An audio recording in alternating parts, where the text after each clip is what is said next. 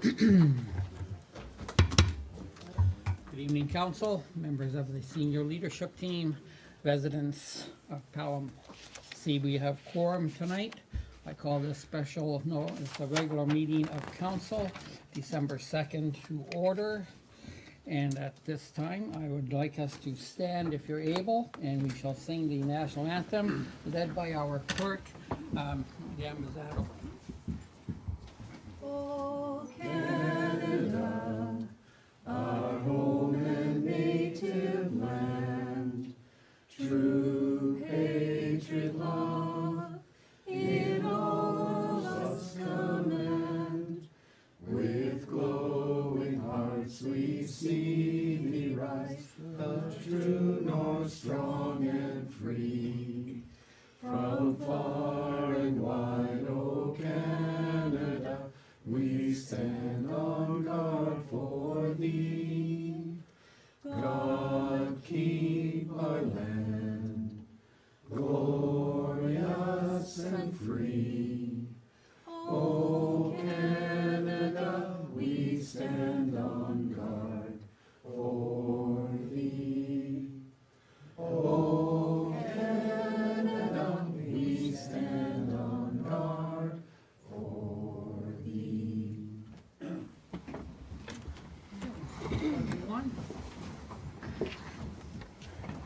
Councilors, after viewing the agenda, I need a piece of paper.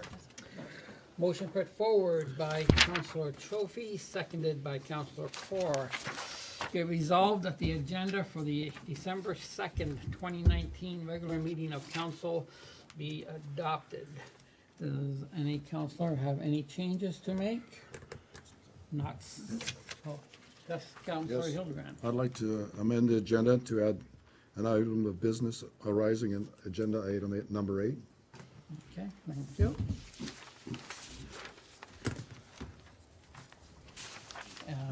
Any other changes? Then on the agenda as amended, all those in favor on the amendment? And now on the agenda as amended, all those in favor? Okay, thank you, and motion carries.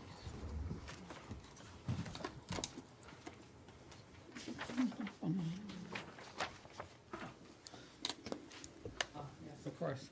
After viewing the agenda, does any councillor have a pecuniary interest to disclose or any nature thereof? And not seeing any, I ask the clerk to please take note.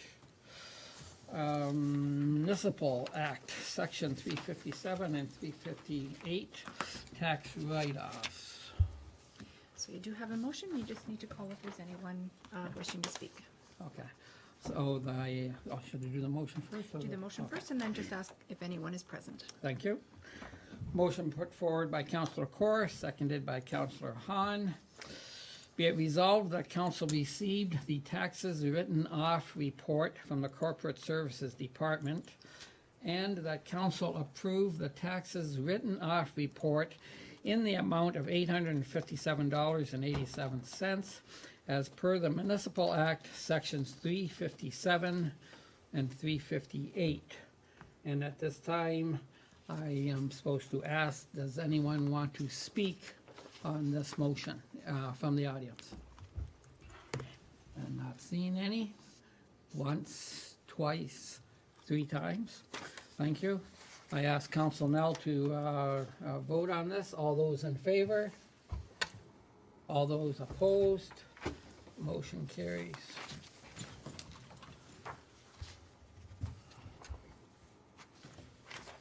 Thank you. Hearings, presentations. So we have presentation by the Pelham Fire Department and recognition awards. And I will step down into the audience. I'll let the clerk do the introducing. Through you, Mr. Mayor, the first item on the agenda is the Lafleur family donation to the Pelham Fire Department and recognition to the Lafleur family. I'd like to call on David Lafleur to say a few words with regard to this item. Thank you very much. Art LaFleur was a special man to a lot of people. He played a key role within the Pelham Fire Department. And to honor his memory and help support his passion, the Art LaFleur Memorial Fund was born. Our family wanted these funds to help support the Pelham Fire Department to purchase life-saving equipment that the fire department could otherwise purchase within the normal operating budgets. When my father passed, there was a lot of donations, so we set up this Art LaFleur Fund. And to help raise more money for it, we created an Art LaFleur golf tournament. Over a span of 16 years and 8 golf tournaments, we raised $75,000 towards the fire department. And just this last year, it was the final event that we're going to run. We raised $10,300. My dad was a member of the fire department for 25 years, and he was district chief for 5 of those years. Running the golf tournament really allowed our family to share stories and memories of my dad with many people that were friends of the family. Stories about how we restored the 39 Ford truck, all the way to selling raffle tickets for everything you think of to help raise money for the fire department and everything in between. He was not only a great citizen of the town, he was also a great husband, father, grandfather, and a true friend to all people in the town of Pelham who knew him. So with that, I'd like to present you, Marv, with a check. Thank you. On behalf of the town council and the rest of the town, we really appreciate the efforts that your dad did to make this town a better place to live, and thank you again for this. Thank you.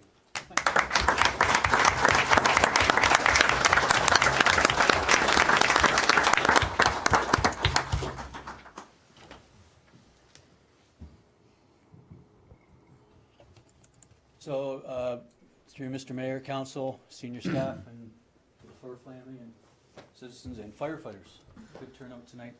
I just put a couple slides here together. David had said most of the things, but I think that we should honor this the best we can and bring it highlight of the enormous contribution that the LaFleur family has put forth towards the Pelham Fire Department. So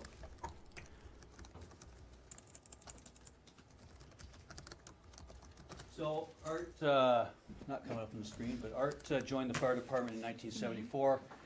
He was a district chief for, like David said, for 5 years. Art's passion, he had really 2 passions in the fire department.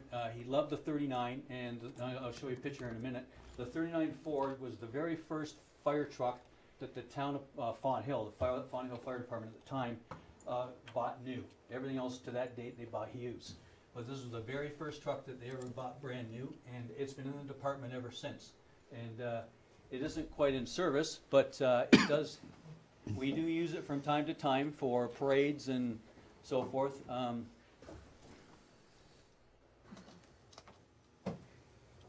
Sorry, Mark.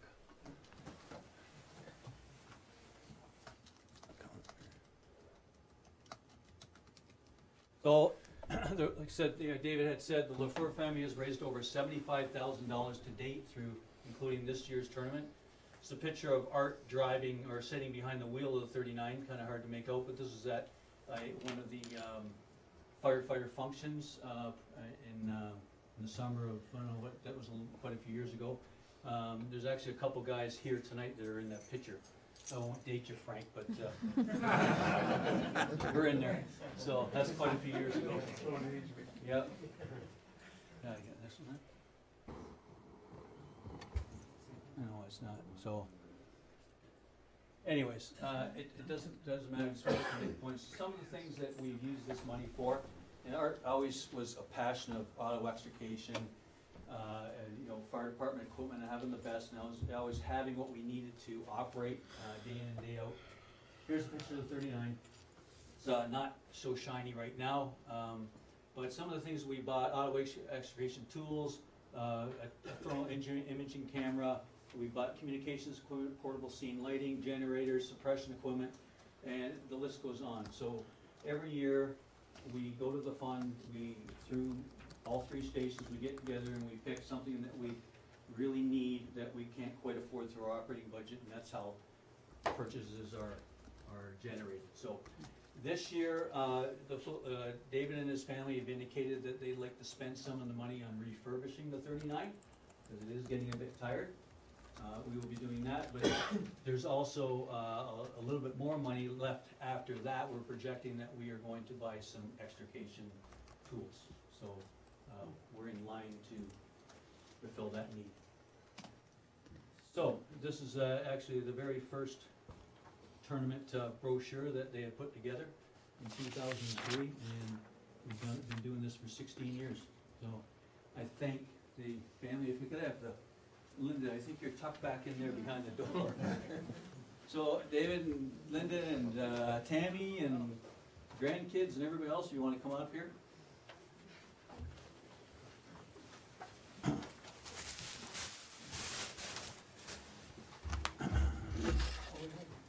So on behalf of the fire department, I'd like to present you with this plaque in recognition of Art and all the contributions that they've made.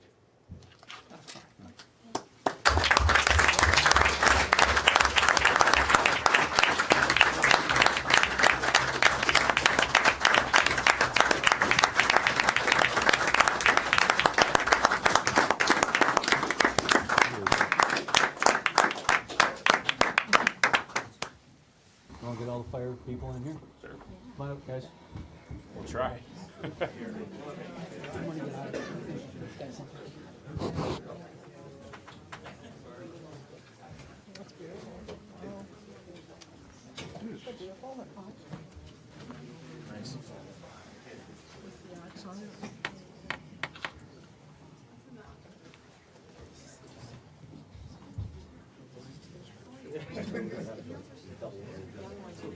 Let's go.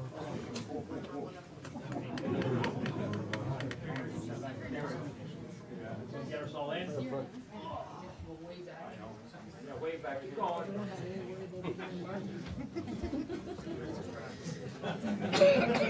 Extra wide ones.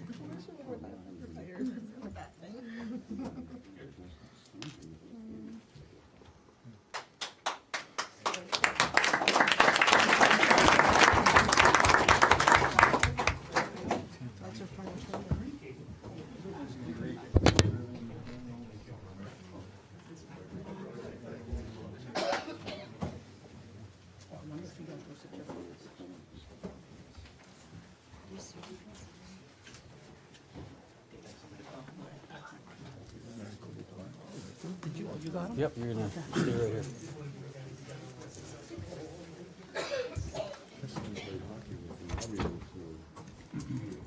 I could have, we had a couple more things. If I could have the 3 DCs come on up front. Station 2, District Chief Adam Arbor. Station 1, Ben Gutenberg. Station 3 is Jim. Do we have somebody here from Station 3? No? Okay. So our next awards I like to do through firefighting and active firefighters, we recognize years of service in 5-year increments. So 5, 10, 15, we give you a little star to put on your sleeve. And if you look around, the guys with a lot of stars usually mean they're quite a bit older. So been around a long time. Yvonne, you got quite a few on your sleeve. So but when you hit the 20 and 25 and so forth, you are recognized through the province and through the federal government with a medal. So tonight we have 3 firefighters that have reached the 25-year milestone, and they are presented. I'm going to present them with a medal from the province and a pin for their other half. So I'd like to start out with 25 years. Firefighter Station 2, Henry Wutsky.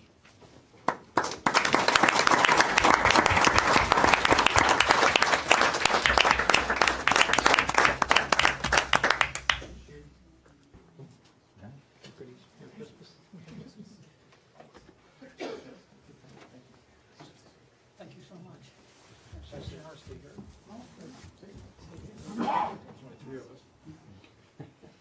Our second recipient, Station 2, Firefighter Steve Raz.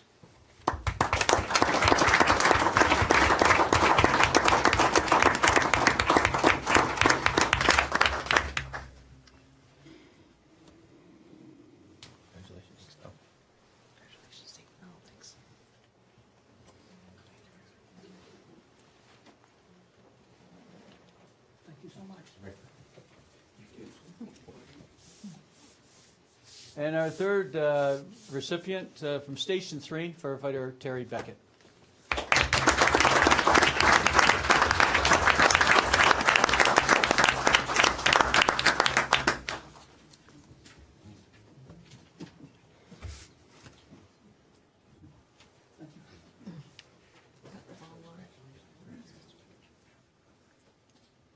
And I have one further one to do tonight, our final one. This is for a recognition of a long service, and this is a retirement, bittersweet. Firefighter from Station 2, firefighter George Popko. George joined Fenwick in 1988. He has put in over 30 years in the department. Big contributor to both the association and the active side. I was on the pleasure of being on the AutoX team with George for a number of years. George has been all over the United States and Canada, competing, learning, educating in the world of auto extrication. Not only the Pelham Fire Department was very successful in those competitions and education moments, George was able to bring a lot of that back to the department, and we have definitely benefited directly as a result of your efforts and your time and your commitment. So no more listening to that pager in the middle of the night, George. I'm sure that's for over 30 years you've been listening to that thing. So George, if you come forth, I think to recognize for over 30 years service to the Pelham Fire Department.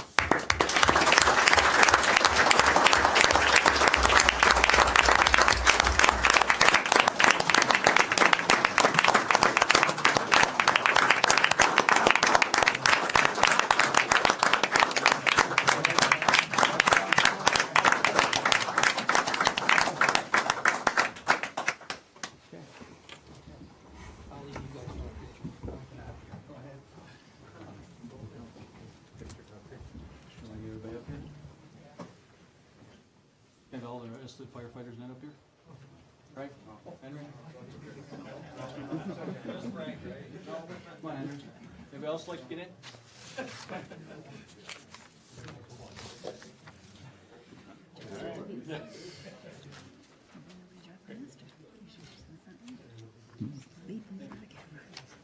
Look at me.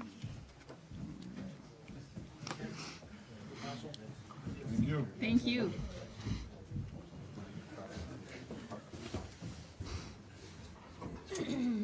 It's good, man. Good stuff.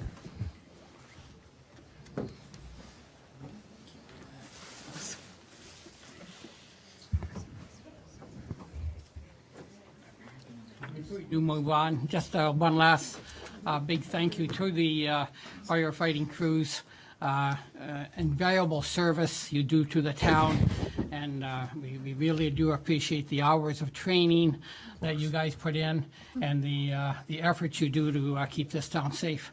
Thank you very much.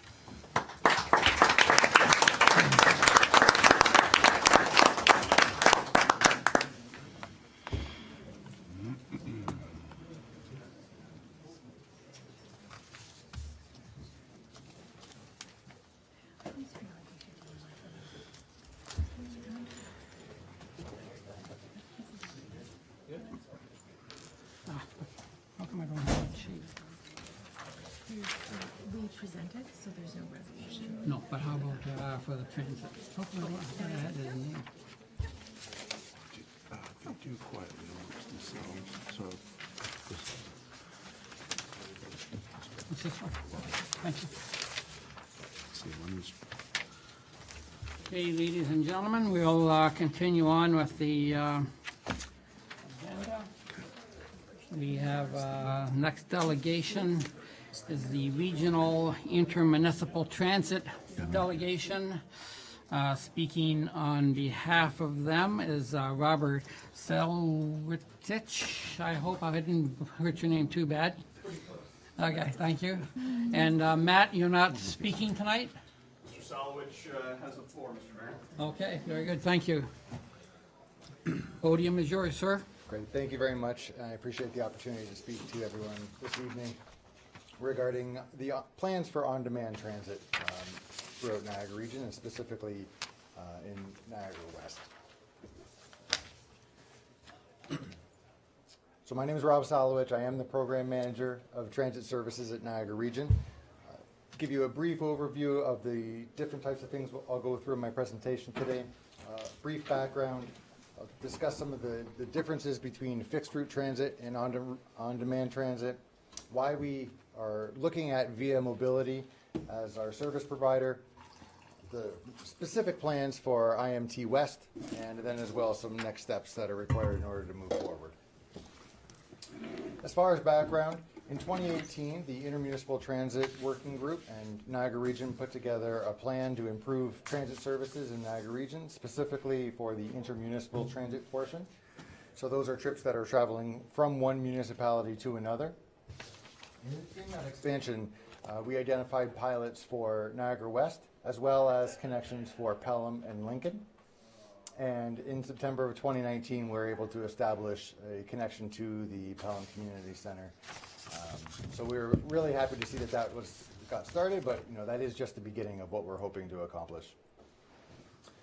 Furthermore, we do have a Niagara Transit Governance Study that's currently underway at the region. We're expecting sometime in Q1 or Q2 of 2020 to have a recommendation that'll come out of that, and that'll speak to the larger issue of how transit should be governed in Niagara Region. The region itself conducted, with support from the Intermunicipal Transit Working Group, a feasibility study specific to West Niagara as to how on-demand transit will be able to function. And this is a follow-up to a previous presentation that was done.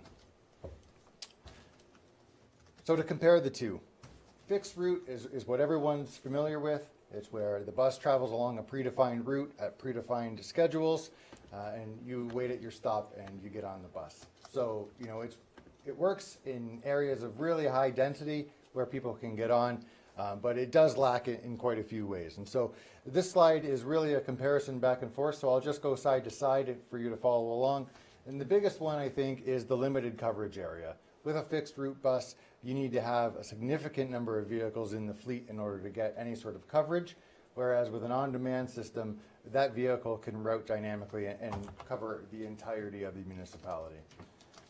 For a fixed route bus, you really rely on peak times of the day to get those vehicles widely utilized. So whether it's students or going to school or people that are going to work, for the most part of the day, the buses are less used, but in those morning periods and those afternoon periods is when you start to see high demand.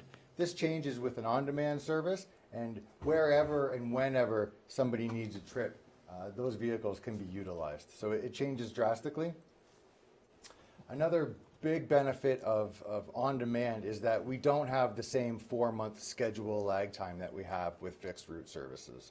So between getting things set up at the staffing level and with scheduling and unions and then getting out to the public to let them know that the changes are coming, we suffer from a 4-month lead time. Currently, with on-demand, everything just changes dynamically. It's all software based, and really it's just routing based on where those trips are required. So there is no schedule per se, and that's why we're able to eliminate all of that lead time. The last portion is the limited data potential. So unfortunately, with a fixed route service, once you get on that vehicle, that's the only time that you're counted. So we know where a lot of people are getting on, but we don't know where those people are traveling to. So with on-demand, by the very nature of when you book that trip, it's booked with both an origin and a destination. We know where you're starting, we know where you're ending, we know if you require additional levels of accommodation, maybe you're in a wheelchair, whatever it might be, there's robust data that's available through the app that just isn't available elsewise.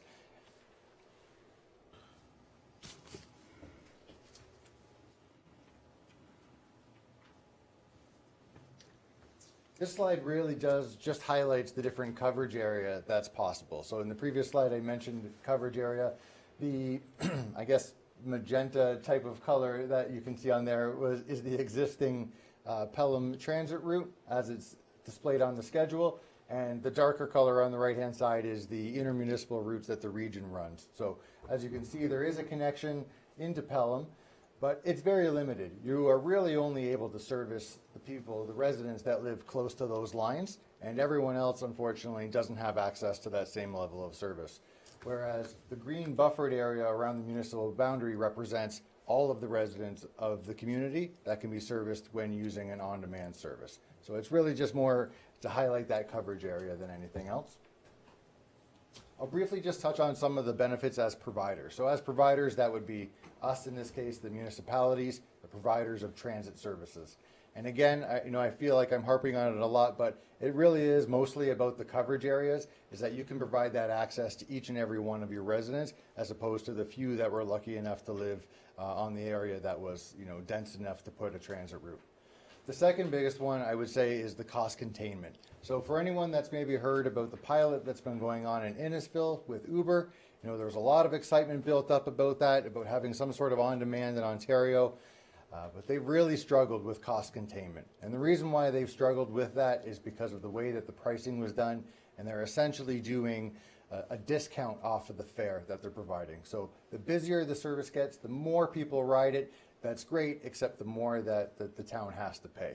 And the service that we're recommending is different than that. We're treating it much more like an extension of public transit with a set number of hours, a set number of vehicles and employees, and therefore we can ensure that the costs are contained within what we've budgeted for the year. It has a significantly increased ridership potential because not only are you able to service all those people on the existing fixed routes, but of course you can, again, get to those other areas of the community that aren't otherwise covered. The one item I would say that's that's very different is the operating model flexibility.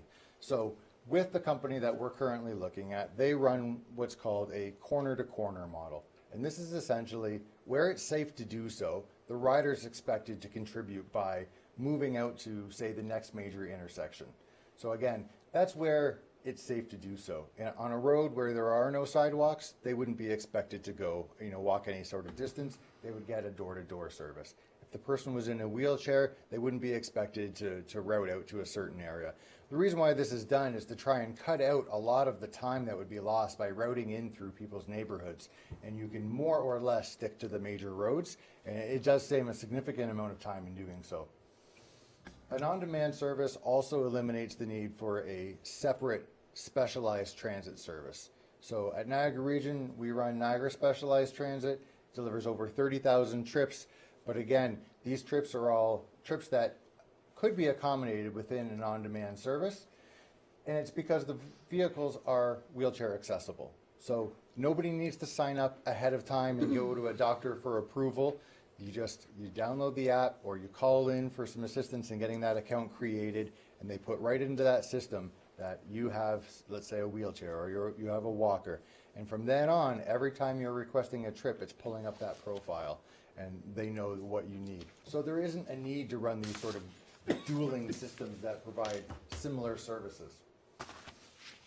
Although on-demand is new, to Ontario, it's really not new across the world. And as I get into a slide a little bit later, I'll show you some of the details of that. But really, we're talking about proven technology that's being deployed around the world already.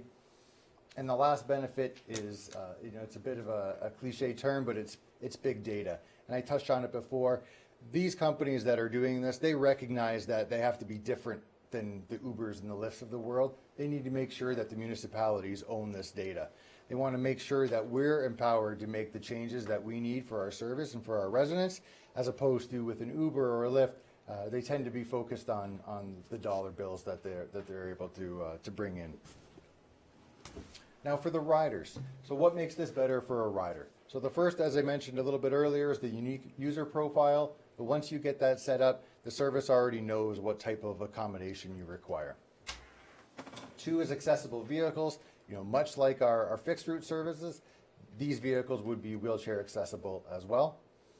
There's multiple booking options. So for anyone that's taken an Uber, it's essentially just as easy to do that. But they also maintain a phone reservation system for anybody that may not be interested or willing or able at that stage in their life to adopt the new technology. They can simply call in and make that request to book the trip the same way that you would with an existing service.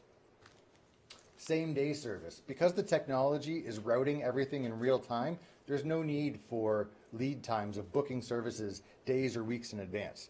You know, with Niagara Specialized Transit, for example, the minimum amount of time that you can request a trip is 24 hours, but because on how busy it is, we really recommend that you're using the maximum window of 2 weeks. None of that would be required here. We're planning to have an adequate supply of vehicles for the demand that we expect, and therefore, you simply are able to request your trip and a vehicle will be provided to you in order to take you to your destination. Consistent pricing. Another difference between what we're proposing and, say, the Uber model with Innisfil is a consistent pricing. It's one fare for a local trip and one fare for a trip that would take you to outside of the municipal boundaries. But it's not based on distance. It's not based on any sort of fancy surge pricing where it changes at certain times of the day, or if it's a holiday or if it's busy. It's a flat fare, and it makes it really easy for riders to understand, you know, what they're buying into and to not have any surprises on the back end. And lastly is real-time vehicle information. When you request a vehicle, the app will be able to tell you through GPS exactly how long it will take for that vehicle to arrive. Even in cases of delay, it'll update and let you know that there's been, you know, maybe they got caught at the second red light, maybe there was a road closure due to an incident. It would be able to update that time for you as you're waiting for your vehicle. So there's no more waiting outside for 15 or 25 minutes wondering where that vehicle is. You'll be able to see it on the app. Or in the cases of call-ins, the reservationist would be able to reach out back to that rider and say, you know, we're 5 minutes behind or whatever that may be. Just it eliminates that barrier for a lot of riders. So moving on to Via Mobility itself. So this company is one that Niagara Region is seeking to procure. We received approval in the concept and to procure the company from Regional Council. And the reason why we ended up on this company is that of everyone that we looked at, and we looked extensively, they were the only company that could provide the full range of services that we required. There are a significant number of companies that all provide the microtransit platform, the SaaS, which is in the top right-hand corner, and that's basically just the software. So that's a very busy space, a ton of companies that can do that. There are some companies that do consulting and planning, but they're also not usually the same ones that provide the software. And where we needed was in the lower left corner, the microtransit operations, or the TAS. And this is really the ability of the company to provide vehicles, drivers, any sort of hardware that's required in addition to those other items like the consulting, the planning, and the software as well. So for Niagara Region, when looking to try and pilot something over a year or maybe a little bit longer, it's very difficult to go ahead and then make a financial capital contribution on something that's, I hate to use the term, but we'll say unproven in a local context anyway. Right? So there's a lot of reservation. And that's where this is a real benefit, is that this company is willing to, through a partnership with Mercedes-Benz, is provide those vehicles during that pilot period so that we're not left with 6 to 8 to 10 vehicles at the end of a pilot period, whether or not we want to go forward with the service. Via has a global presence, so I mentioned it earlier that this technology is already proven worldwide. The software that they use is proprietary, but there are a number of similar softwares out there. This slide's actually getting to be a little bit out of date. They're almost at 100 global deployments now, and the different colors really just represent the different types of deployment. In some cases it's software, in some cases it's the full vehicle package like I mentioned, and sometimes it's just the simulation package that they do as far as modeling. So you can see that they have a significant spread around the world. Which leads us specifically to IMT West, or Niagara West.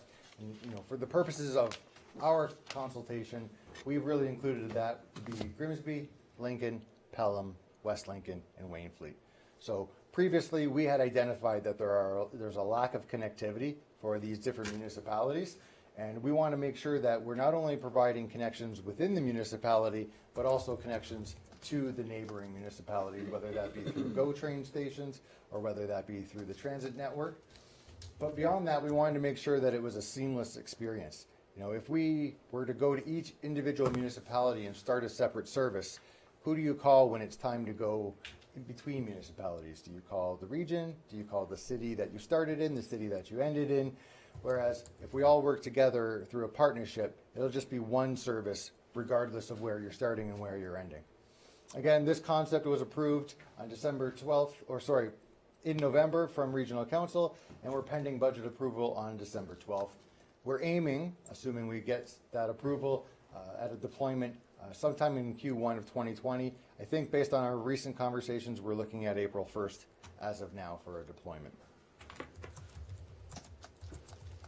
The purpose of this pilot is to test the feasibility of a fully on-demand system that's powered by VIA software. So this would mean a system that all operates the day that you need it. You wouldn't need to pre-book any trips.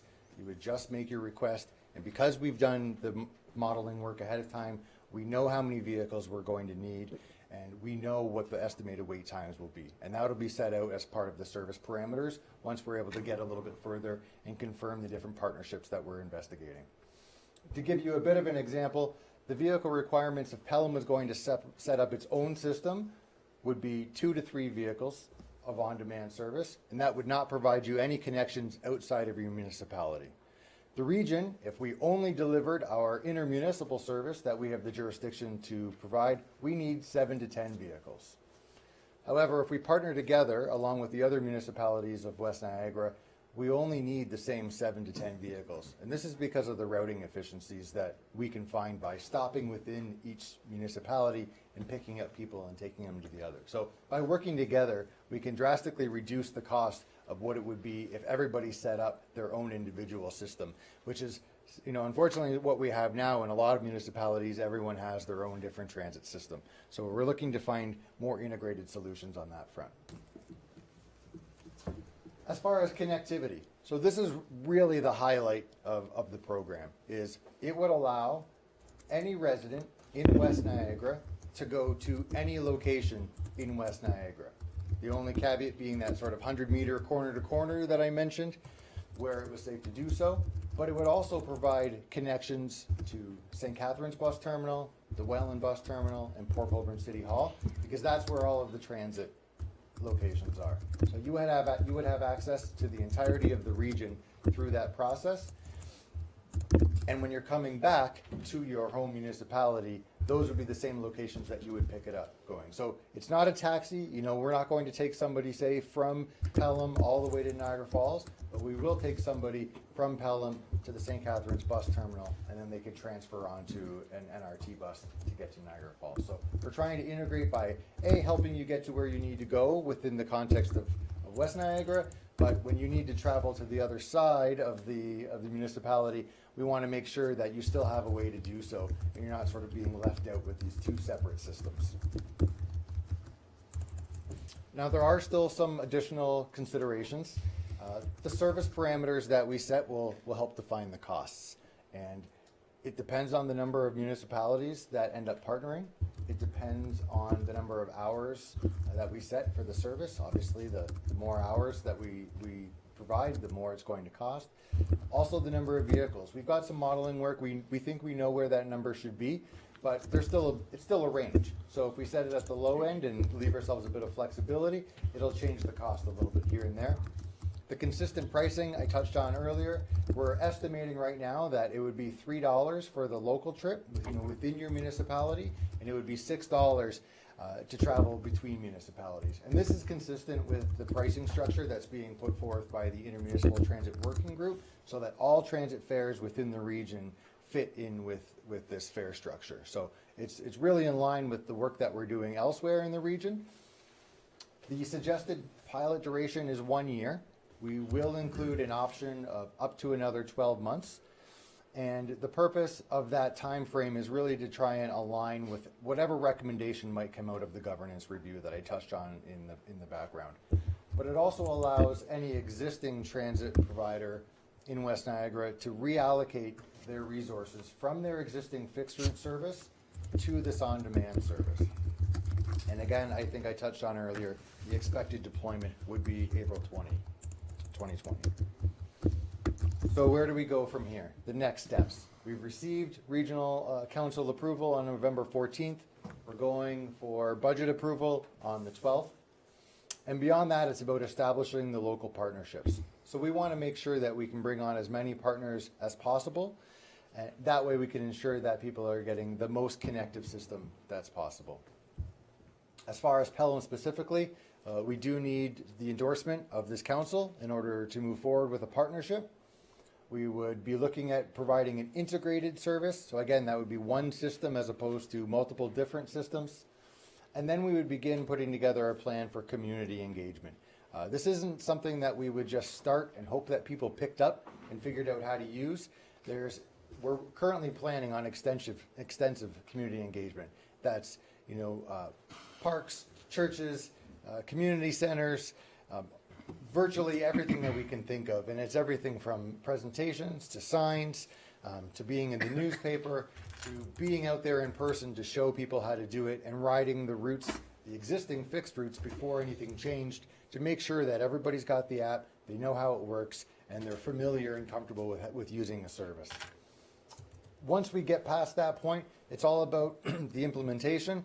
And again, if we're looking at an April 1st, there's a lot of work to be done between now and then. We're ironing out some of the details, where the vehicles park and that sort of thing.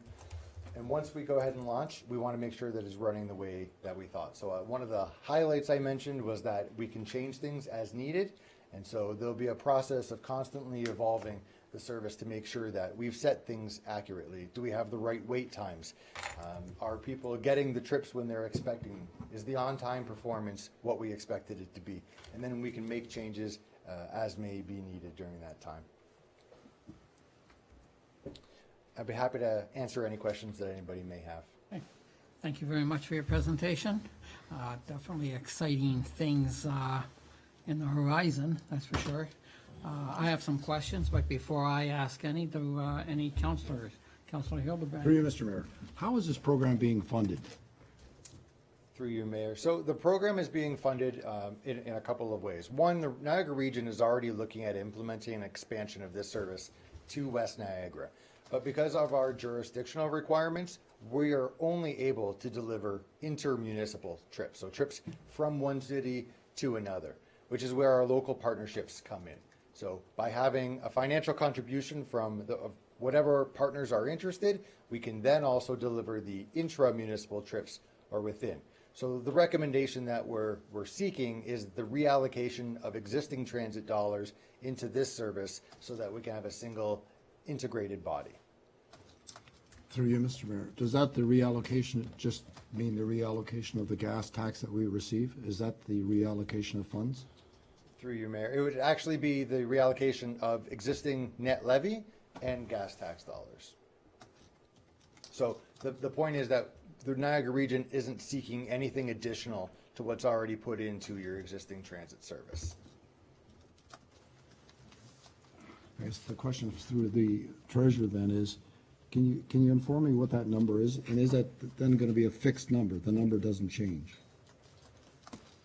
Again, the issue is that it's a one-year pilot, so we're expecting for that duration of that pilot, it would stay the same, and we would be constantly evaluating. So the same way that your staff would evaluate currently whether or not it's providing enough transit service, we would want to make sure that we're evaluating as well.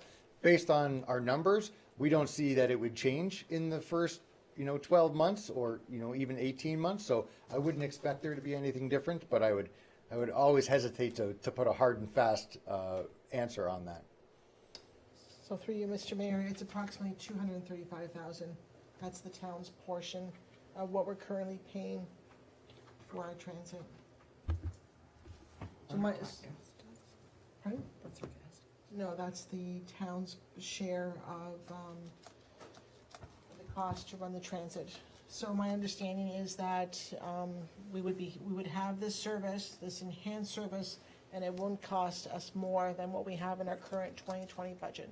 So we currently have that number in our 2020 budget, and this enhanced service won't cost us more, but it will provide a much better service. Thank you. Any other questions? Councillor Corr? Through you, Mr. Mayor, to the treasurer. When you said 250,000, are we not in a deficit with the transit of 450? Doesn't that cost? It's costing this town 450,000 with the.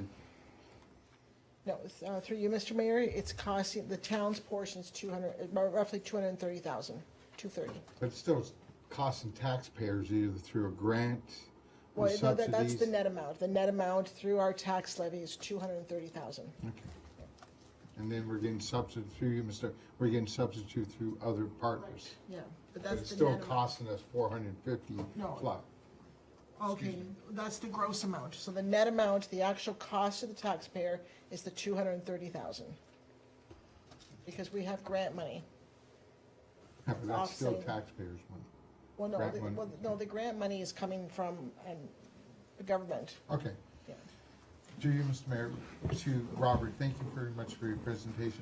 What would it cost the municipality of Pelham to be part of this? Through you, Chair. It would cost the amount of your existing levy 250. contribution, plus any gas tax. Right, so any gas tax, if there was a net amount above that, would be reallocated. It is the same ask that we're putting to each municipality. So really, there would be no additional cost to you, and the region's allocation is roughly $2 million.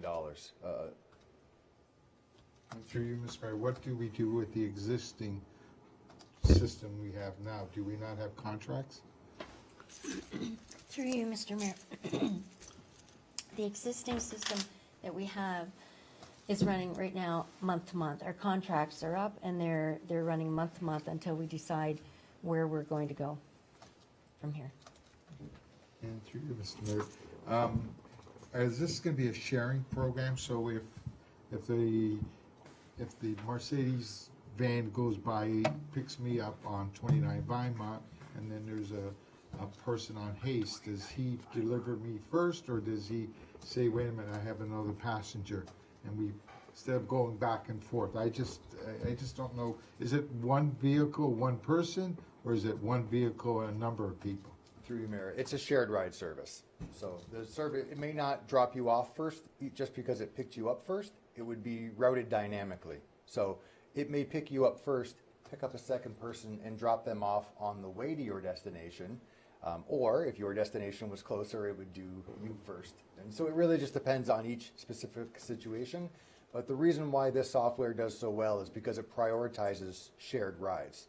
So there are even situations where it will say, you know, it will know that it could pick you up in, say, 5 or 10 minutes, but it also knows that the gentleman down the street is requesting a ride 20 minutes from now, and it'll just reallocate those times and tell you it'll be there in 15 so that it can grab you both at the same time, as opposed to, say, with a taxi cab or an Uber service where it's just one-to-one getting you and, you know, putting excessive kilometers on those vehicles. And through you, Mr. Mayor, the $3 and $6, where is that going back to the Pelham, or is that going back to the region? Through you, Mayor, that would be to the region. So the region is essentially fronting the significant portions of the cost, and that anything that we are able to use to offset that contribution would come directly to us. It would essentially be a regional service with partnerships from the local municipalities.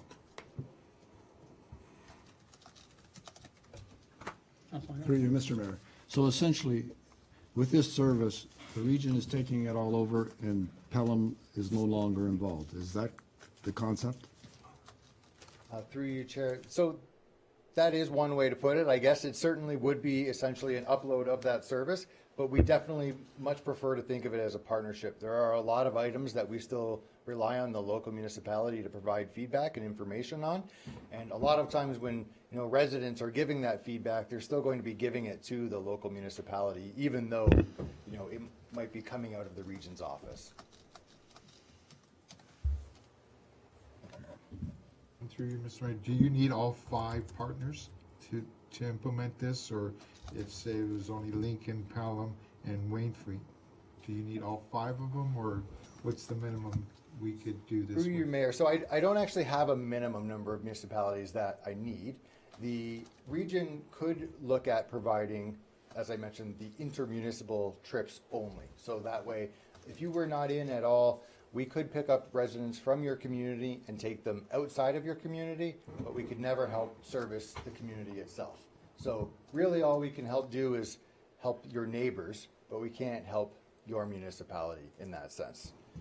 Whereas if they're involved, we then are able to use that financial contribution and the jurisdictional contribution to deliver those local trips. So we already know that the municipalities of West Lincoln and Waynfleet are not able to make a contribution.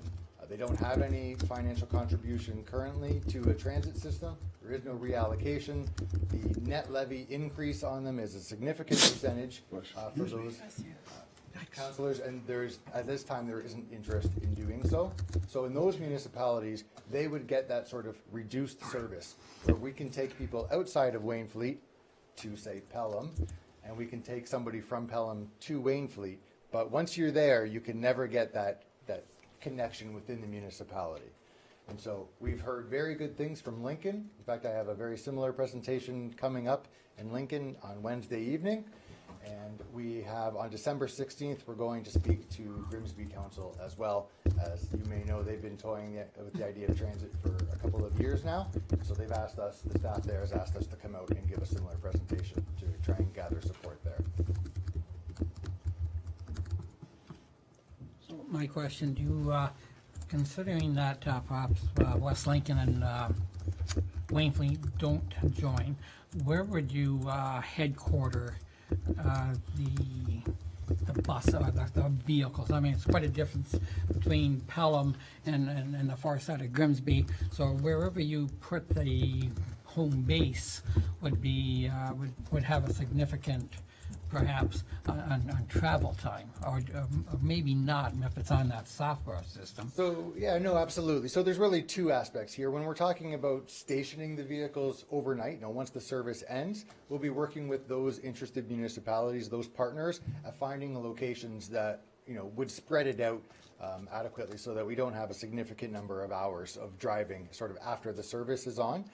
But when the service is active, all of those trips are being aggregated to the demand. So for the most part, most of the trips are going to happen, and let's just assume that Pelham, Lincoln, and Grimsby are all in for the example.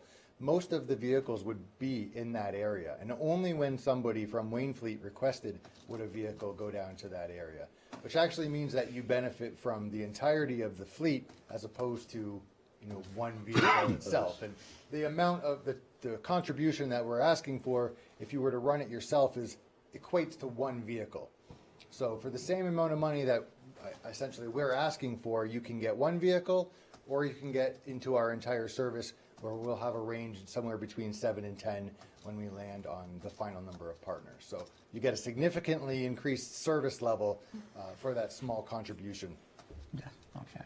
And then, so if somebody took it from Pelham, and let's say you want to go to Niagara Falls, so they pay $3 at the point of entry, whatever you get on the van, and then if you want to go to the falls, where would you'd have to go to St. Catharines and then go to Niagara Falls, or how would you make the falls connection?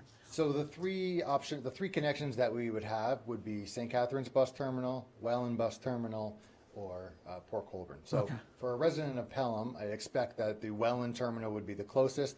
Niagara Region runs half-hour service every day, every hour of the day from 7 a.m. to 10 p.m. to and from Niagara Falls. Okay. So there's a significant opportunity to do that. That would be considered an inter-municipal trip, so that would be the $6 fare. And then we're just working on, can we finalize a transfer policy to make sure that it's seamless for them to just go get on the next service. Yeah. Okay, great, thanks. I guess one other thing, vehicles, and a kind of a silly question, but what color are you thinking? You're going to have to put some kind of a decal on them or something. Any idea yet how you're going to make them stand out? No, not as of yet. So, we're sort of waiting for budget approval to go through before we finalize anything as detailed as branding. Yeah. But, it would probably be something relatively consistent with the types of things Yeah. you see in Niagara. Okay, great. Any other questions? Councilor Hall? Yeah, through you, Mr. Mayor. Quick question with regards to payment. So I realize you'll have to go through your pilot and such, but do you, forward-thinking, feel that there might be an opportunity for a pass? So somebody buys a pass, like a touch pass, like a Presto, let's call it, or is it always going to be a cash Sure. So transaction? absolutely, through you, Chair. We're looking at a number of different options. So just for the pilot period, the company VIA does have their own app-based payment that you can make. We would very similarly use our existing passes that we have, our 10 ride cards and our 2 ride cards, that sort of thing, as well as cash in the vehicle. But beyond that, the Intermunicipal Transit Working Group is looking, as part of the fare restructuring, at implementing fare payment technology. And on that front is mobile ticketing as well. So you can use your debit card or your credit card to pay while you're there. They also have QR code readers as well. So if there's community service groups that need to hand out passes for people, you know, they're able to do that with people who are unbanked. There are still opportunities to provide services to those people. And really it's more ways of paying. You know, we wouldn't ever go to a place where you couldn't make those original methods of payment. It's just providing additional types of service for people through payment technology. So it's something we're already on the cusp of doing. We're just sort of waiting for a few other details to get worked out before that actually comes towards implementation. Gotcha, thanks. Any other questions? Not seeing none, then I thank you for your presentation. Thank you very much. Thank you.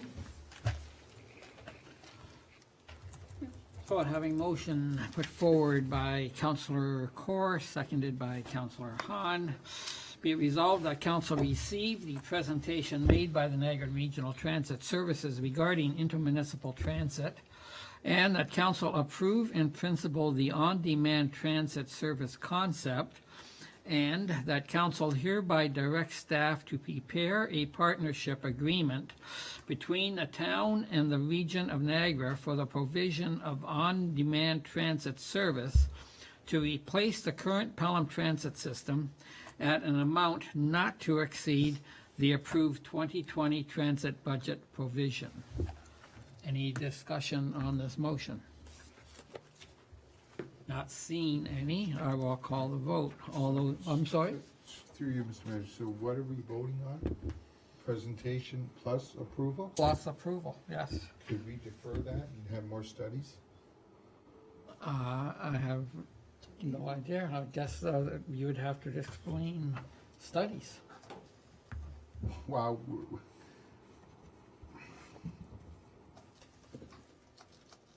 Could we get back to staff to do a further study on this and how much money it's gonna save our town before we decide on it? I didn't expect us to vote today on this issue. I thought it was a presentation. But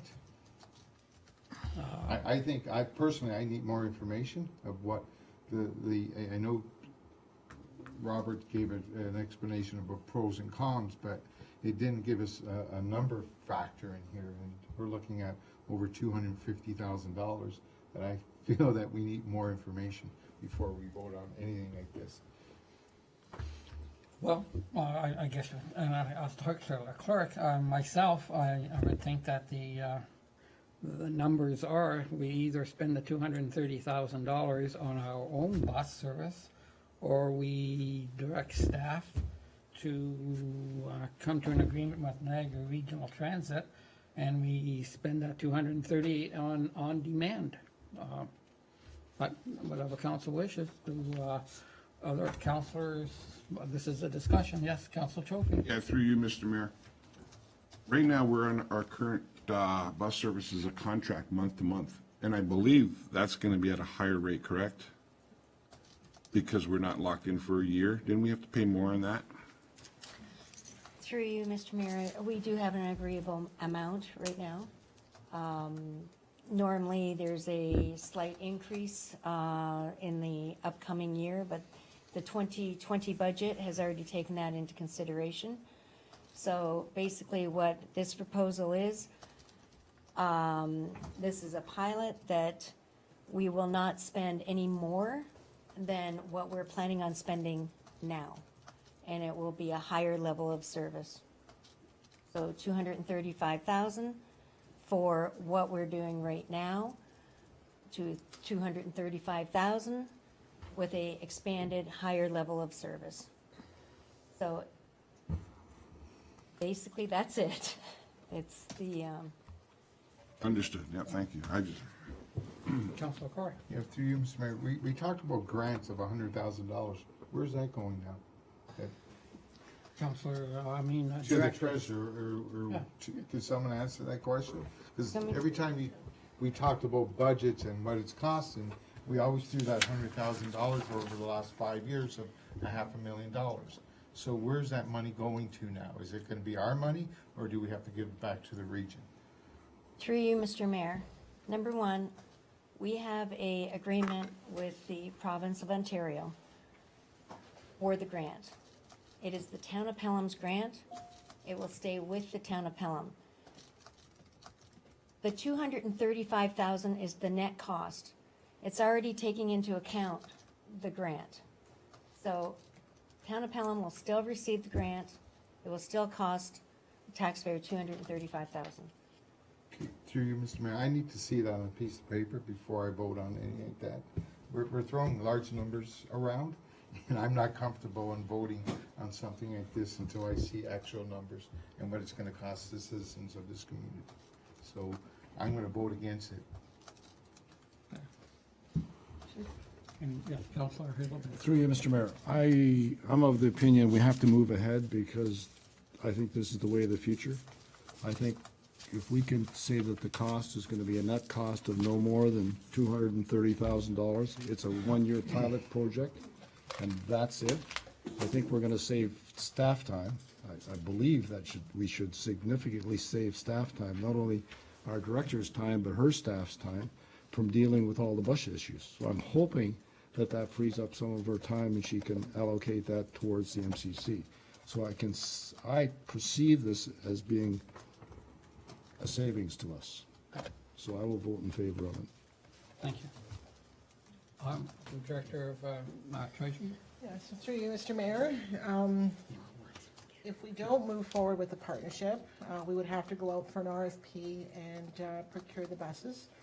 And I think the bottom line here is that we will never be able to match the service that the region is proposing to the town of Pelham. We'll be spending the same amount of money and have a lower level of service if we don't partner with the region. Thank you. Councillor Wynn. So through you, Mr. Mayor, so can I make an assumption if we go out for an RFP, conceivably, we could be paying more for that service than the $235,000 net to the town?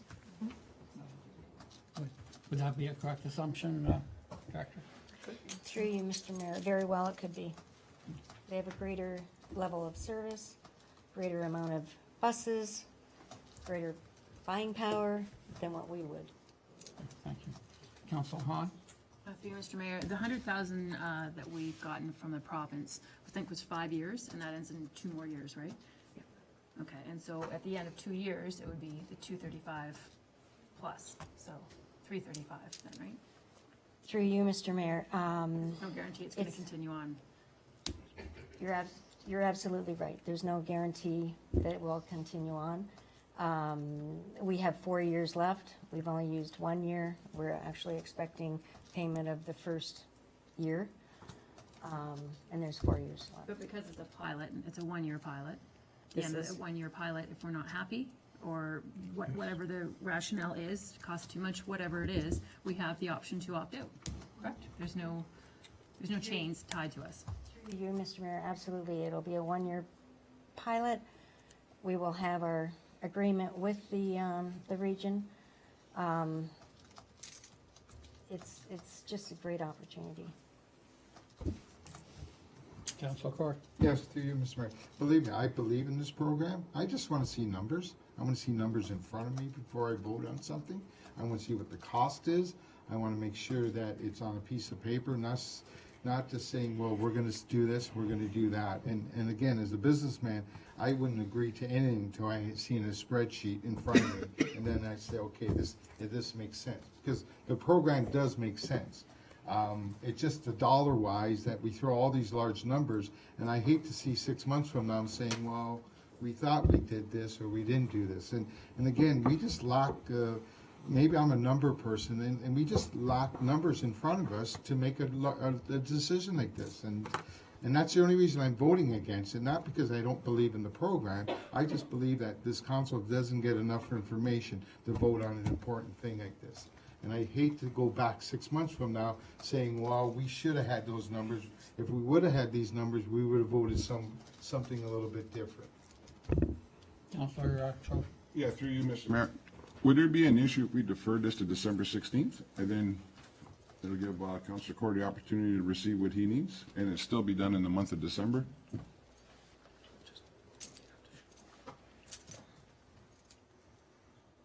Thinking the treasurer would answer that? Or do I just call the vote? Oh, you have that choice. Okay. Well, I have the choice. Mr. CEO tells me to call the vote. So I'm going to call the vote on the motion as presented. And we'll vote on it now. So, so it's resolved. The council received the presentation made by the Niagara Region Transit Services regarding intermunicipal transit. The council approve in principle the on-demand transit service concept, and the council hereby directs staff to prepare a partnership agreement between the town and the region of Niagara for the provision of on-demand transit service to replace the current Pelham transit system at an amount not to exceed the approved 2020 transit budget provision. Any further discussion? Not seeing any. All those in favor? All those opposed? Motion carries. Thank you.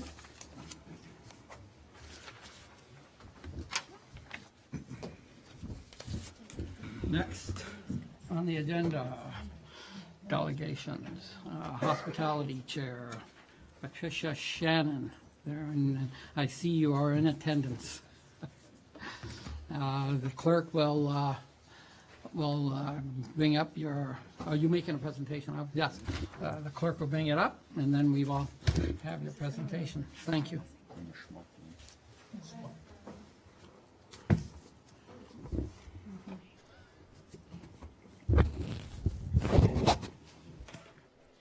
Good evening, Mr. Mayor, members of council, senior staff, residents.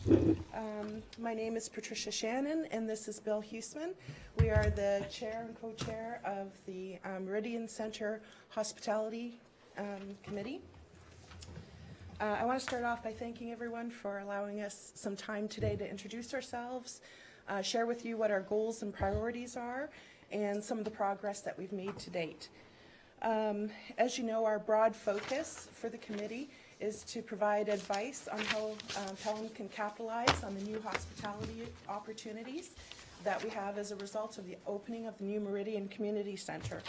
The Mcc Hospitality Committee was established as a full complement of a committee in April. I'd like to introduce the committee to you. The committee is made up of Councillor Chofie, senior MCC staff, including Vicky Van Ravensway, Julie Cook, and with support from Karen Blake at the MCC.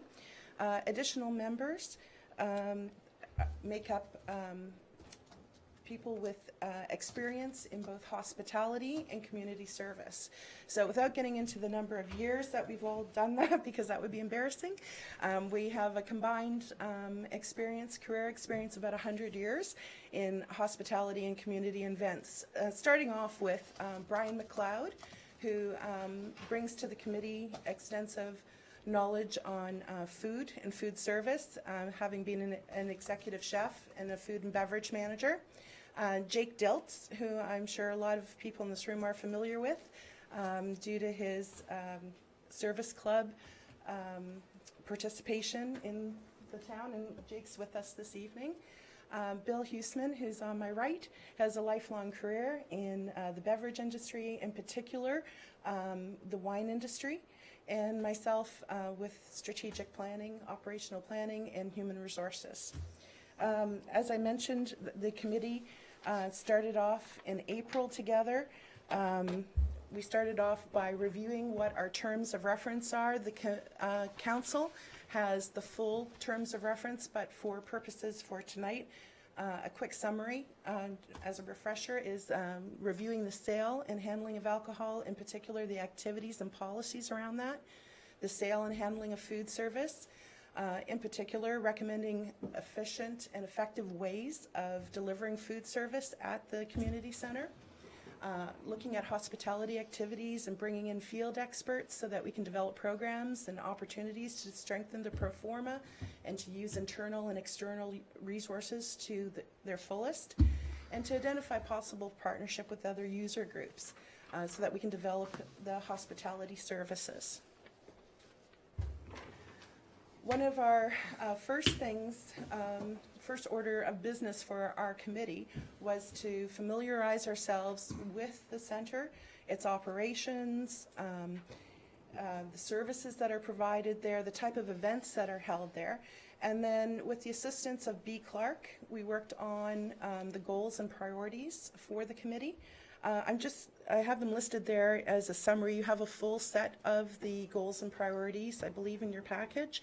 But if I were to line that up against our terms of reference, if our terms of reference are our purpose or what we're to do, then our goals and priorities align, according to this slide, to first of all review the current hospitality operations, then to maximize the hospitality operation at the MCC, to look for ways and recommend new hospitality business opportunities, and then to advise council on things like policies and procedures.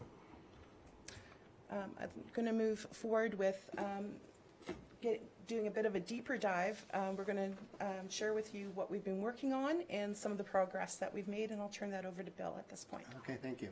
As Patricia said, we spent a little bit of our time at the very beginning trying to figure out, our priorities, what we need to do, what we need to look at. We looked at budgets, operational procedures, food service procedures, alcohol policy, and so on. So we spent a fair bit of time doing that, and from there we moved on to where we are now. What we've done now is we've thrown a few things into place. We are no longer allowing SOPs to be used at the Meridian Center, so everyone has to go through our license to when they're bringing in alcohol. That way we're able to control we're maximizing revenues, and we're also going to be able to control the service of it, so everyone has smart serve. We've changed the serving schedule at the servery so that's consistent every day. At one time it was kind of whatever was going on, we had somebody there. Now we're consistent every day. Monday through Friday, 9 to 5, Saturdays 12 to 9, Sundays 12 to 6. And so far we've seen improved sales. People are starting to get used to it and be a little bit more comfortable with it. So we've done that. We've developed a couple of surveys now that have gone onto the town website. The first one would be for people who want to give suggestions for what we could be doing there better, what we could be offering, things that they like, things that they don't like. The second survey is really going out to individuals who have rented the facility and just getting a little bit of feedback of what they think they would like to see. What we're doing moving ahead was we're establishing a catering list now so that anybody who wants to rent the property and wants to have food at it, they'll have to go through our list of caterers. That way we're able to control the quality of the food coming in, the service, making sure everyone knows who's on the catering list. The caterers know what we have and what we can offer. Where I work at the winery, we have the same kind of facility there. And people come in, they'll cater, but they'll say, well, don't you have a coffee maker? No, we don't have a coffee maker. So we wanted to have a list so everyone knows exactly what we have in place and what they can use. So that's going to be moving ahead with that. And we're going to charge a commission on that. They're going to be building in prices that will include a commission back to the Meridian Center, to the town. And we're working on branding the servery. So what we're doing now is the upstairs, right outside the food court there. We are going to, we're working together to try to get something that identifies it with a bit of a history of town of Pelham. Right. We're collecting prints and items that promote the history of Pelham in there. So we want it to be an area where people could actually join together and hang out and have a drink, visit, do work, whatever the case may be. And we're coming up with some different ideas for that right now. We're also working with the Entertainment Committee and a few other groups, trying to come up with ideas of what we can do at the facility to add more events on times that aren't being rented out right now. For instance, we just did the Purse Bingo, which was a partnership with the Rotary Club. Very successful, raising money for the Arches. We're looking at maybe some concerts in the summertime, few other events that we're kind of playing with. Those are ideas and concepts that we're working with right now. The main purpose being to bring controls and procedures into play, and also to bring different events to the community, to bring the community together at the center. It's a beautiful center, so it's a great opportunity to share that. We want to see it going all the time, like not having rooms sitting empty, so. Exactly. Excellent. And I guess at this point, any questions? It was just a brief introduction and an update on what we've been working on. Great. Well, thank you for that introduction. Before I open up the council, was it and this might be to you or to Vicky, we partnered with a comedy club last winter. I don't know if that was through this group or through whoever, but that ended up being, an A, you sold the place out, and B, was that a great moneymaker, a small moneymaker? How did that work out for what we want from the MCC? Yeah. Through you, Mr. Mayor, we've actually had 3 comedy shows, and we're planning 2020 shows as well. And it's always been very beneficial for the MCC to host these events. Okay, and did we split the gate with that comedy club? Is that how that worked? We get a portion of and as well as we get the rental, and we also get the bar. Oh, okay, great. Thank you for that. Okay. Any questions or comments from Councilor Hahn? Through you, Mr. Mayor, thanks for the presentation. Have you guys thought about, or perhaps you're in the process of liaising with like a promoter, somebody who brings people to the region? So in other words, I'm just thinking, if there's a concert, say in Niagara Falls, that with a certain person that they can say, okay, one night they're there, the next night they're here, so you can kind of glom on to knowing who's going to be in the area at any particular time, and join in on that and take advantage of that. Yeah, yes, we are actually looking at that. I can't remember the name of the group. It's Mike DeVitas. But he's with a different group, but he's actually has a promotion company, and he's looking at bringing in different entertainment groups for us that are in the area already, and see if we can kind of piggyback onto that. He's going to come back with some promotions or some suggestions for us. We're going to kind of work with the entertainment committee on that, because they're responsible for music and entertainment that goes on within the town. But we are looking at that as well, for sure. He's already been in and done a presentation to us. Okay, because the owners of a very popular bar in Niagara Falls that brings a lot of fairly sizable entertainers, I mean, the pretty big names in, they're actually from Pelham. They live in Pelham, so maybe reaching out to them and seeing when they have something going on, if maybe it's the same person? Yeah, that's a hell of an idea. Carry on then. Okay. Carry on. Will do. Anyone else? Councilor Trophy? Yeah, through you, Mr. Mayor. Thank you for that presentation. It's very good. And just want to acknowledge the members of this committee, Jake and Brian and Bill and Patricia, all the work they do and the attention to detail when they bring reports to the committee. As for the servery, along with the branding, they're looking at possibly naming it, giving it a name. Right now we refer to it as the servery upstairs, so they're looking at naming it as well. In regards to the SOP, the biggest reason for that was for liability. There could be multiple events going on, and if somebody has their own liquor license and there's something going on, we don't know where that liquor came from. So that's the biggest issue, is liability, so the town will have control. And just to add on through you, and control of who's serving it. Correct. Making sure everyone's smart served. Yeah, so that's huge for liability. And with the catering list, it's a great idea. Right now, a lot of people that rent the room, they ask, well, we need some catering. Who do we get? Can you have any recommendations? The town doesn't receive any money or any kickbacks from that.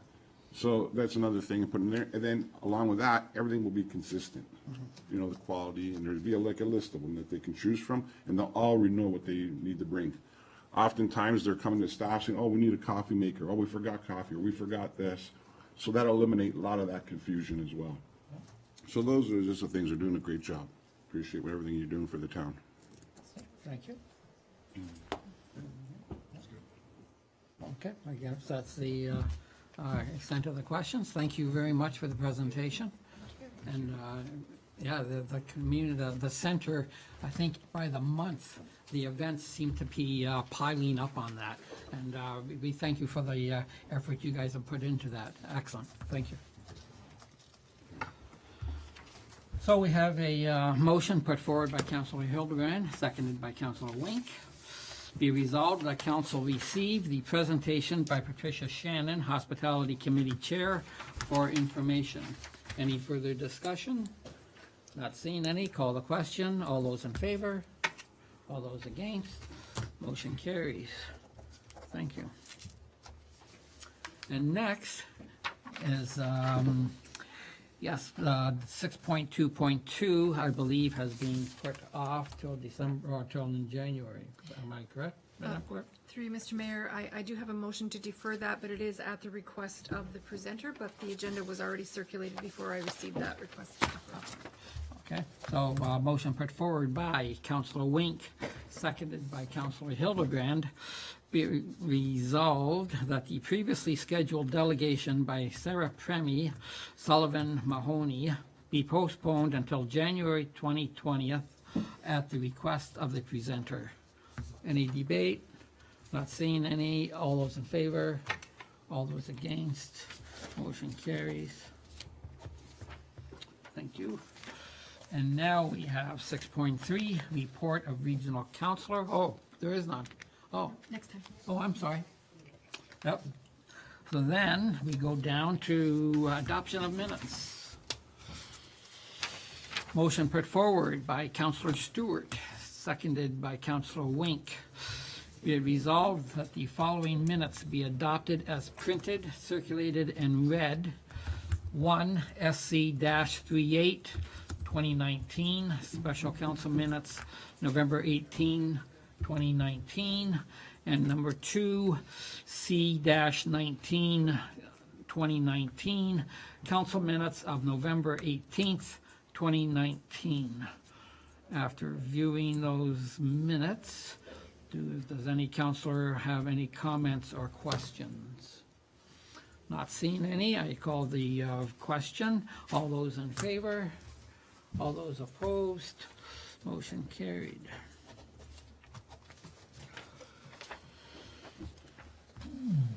So now we're down to number 8. Yes, business arising from council minutes, and I believe Councillor Hildebrand has a motion he would like to bring forward. Yes, I have a resolution. That resolution number 9.4.1 adopted at the November 18th, 2019 regular meeting of council, being a motion to approve waiving the $5,000 annual rental fee for the 2019-2020 and 2020 and 21 Community Health Center at the CNC Stay Fit and Keep Balance Community Program be rescinded and staff be directed to advise CNC forthwith. Thank you. Thank you. Is that a seconder on that motion? Yes. Mr. Mayor, he does have a seconder, Councillor Hahn. Okay. So we've heard the motion, councillors. Any debate or questions on this motion brought forward by Councillor Hildebrand? Councillor Hildebrand. I'd like to explain why I'm going back on a decision that I made. I did make a decision to approve this, and after thinking about it for quite a while, I don't believe it's proper for me to not give staff clear direction. I don't want to set two standards for staff to operate under. The Meridian Center charges users or user groups a nominal fee for use. No one gets it for free. That's a set policy for all users. As a comment, things for free tend to have have little value for participants. When you prepay or pay for something, I believe you show up. The other thing is, this group, CNC, is from out of town and is not part of town. Our staff have no direct control over this users group. After Christmas, the MCC has the Brock program starting. It is to some extent a similar program, potentially the same market, a competitor. But the CNC has a price advantage, no price for people to come. I contacted CNC through the number given on our website, and the staff person in charge and left a message as a Pelham resident. I did not introduce myself as a counselor, and asked them for details, and I have not to this date received a telephone call return. So here you have my reasons and suggestions for fixing something for which I voted to approve and not approve any longer. As a counselor, I believe it's my responsibility to fix what I did, and that's why I'm proposing this motion. Thank you, Counselor. Any debate on this? Counselor Hahn? Through you, Mr. Mayor, perhaps the Director of Recreation can speak to the two different programs. So we've got the Brock program that we just talked about actually last council meeting and agreed to, and that's starting in the new year, correct? And my understanding from that is it's similar in that it's for seniors, it's fitness, agility, so on and so forth. There is a fee for seniors to sign up for this program, and they need a certain number, 20-something people, I guess, for it to move forward. It's great for students to learn because it's the physio students from Brock. This program from Welland, it's out-of-town folks that are going to be using it. They would be coming to the MCC, wouldn't be charged for the rental of the facility. I'm not sure if there's a charge for the actual participation fee, so maybe you can speak to that. Okay, through you, Mr. Mayor. Centre de Santé received a grant from the Department of Health, basically, to offer this program to seniors, a free program, and they have been doing it for the past year. 4 days a week, 1 hour, like Tuesday, Wednesday, Thursday, Friday, 1 hour at a time. You sign up through a phone number, through Centre de Santé, and it's very successful. The classes are full of seniors. From here or from Welland? We have no way of knowing that because they take care of all the registrations. They just show up with their instructor. The program from Brock, it's two separate programs. So the program from Brock is basically their program that they offer now in their wellness center. And they will now be a satellite center here at the MCC. This is our program. We are basically paying them to come here, but we also charge.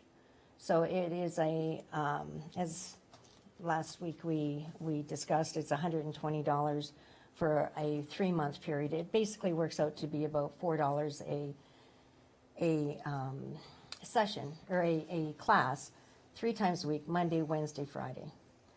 The supervisor, a Brock supervisor, will be there. The kinesiology students will be working with the registrants.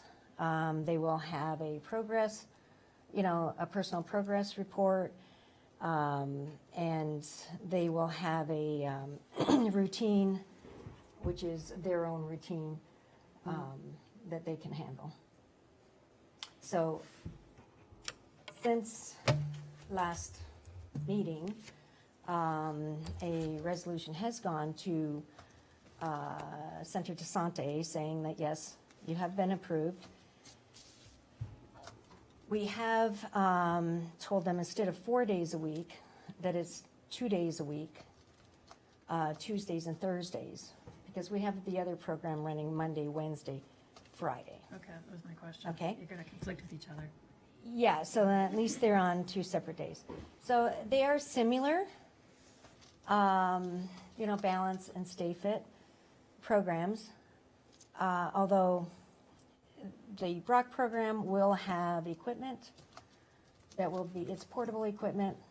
It's easy to, set up and take down. So it's a different level of service.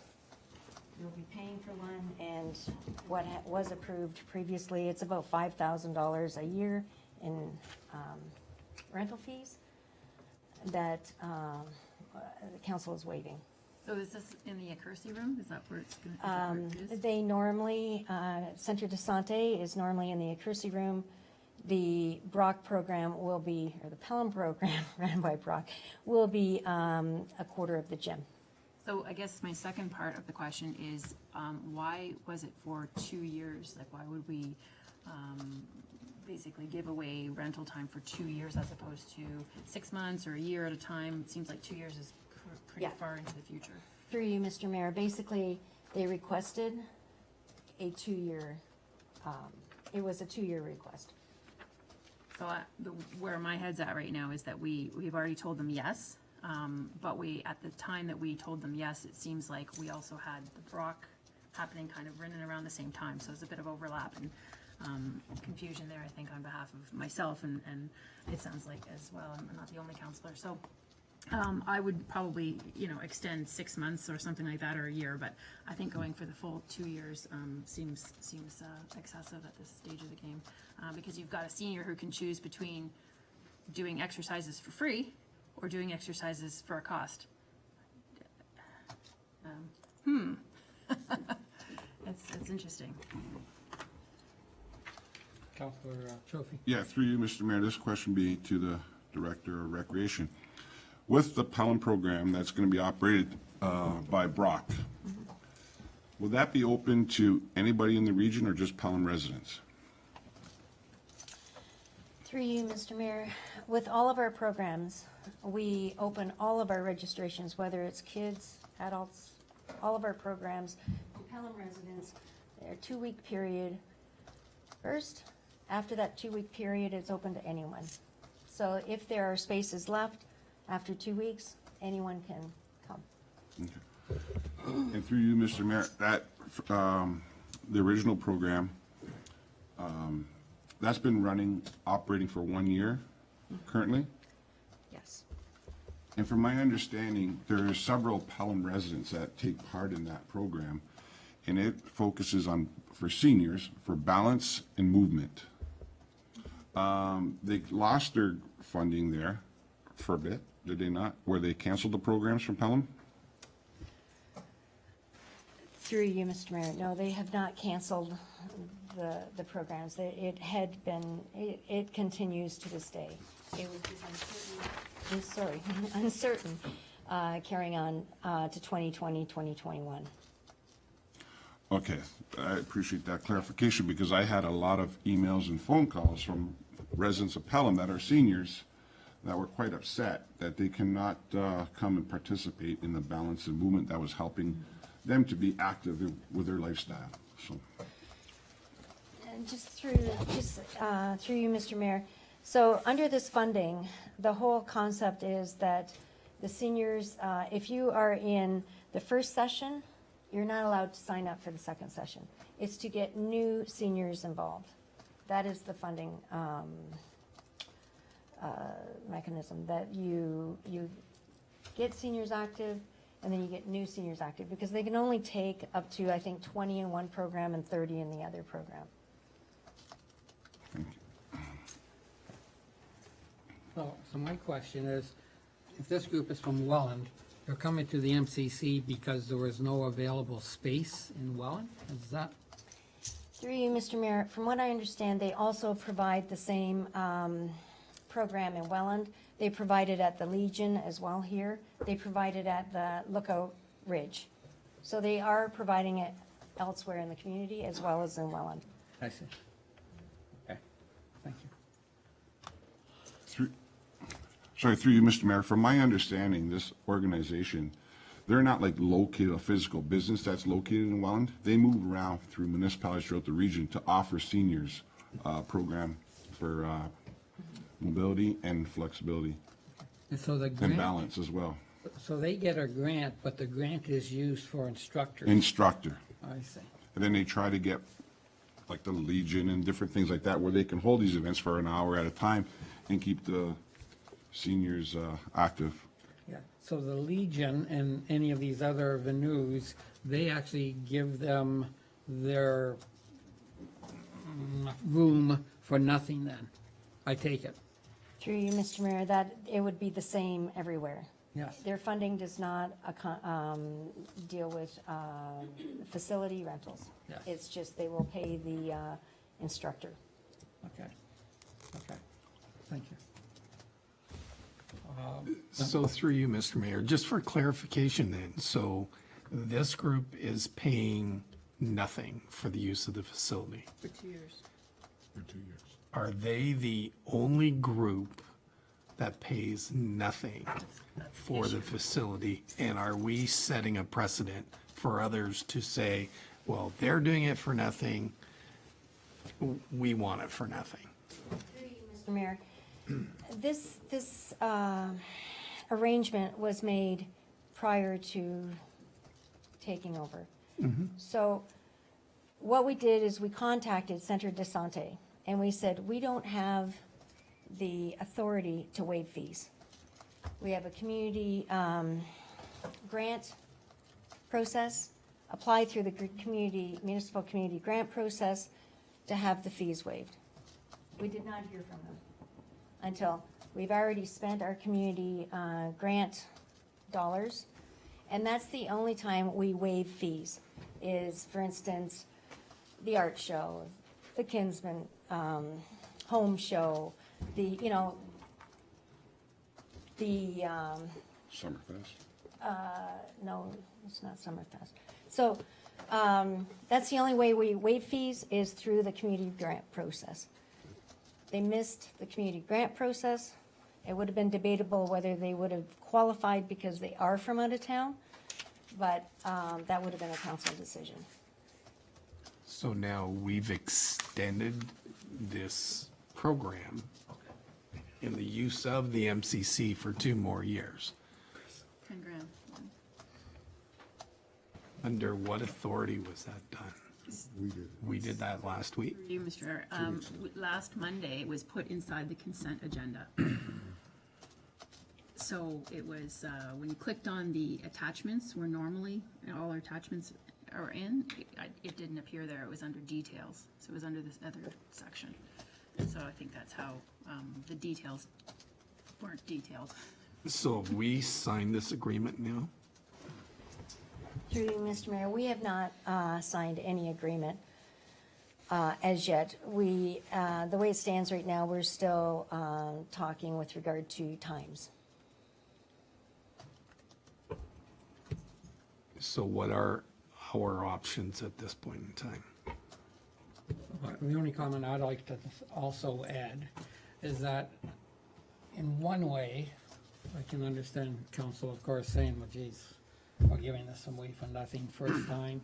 At the other time, I would hate to see us cancel a seniors program that if the room is just going to be sitting there empty. So I guess my question to you is, if we didn't have this group in there, is the room going to be sitting empty or not, I guess? And I realize it's putting you on the spot, but.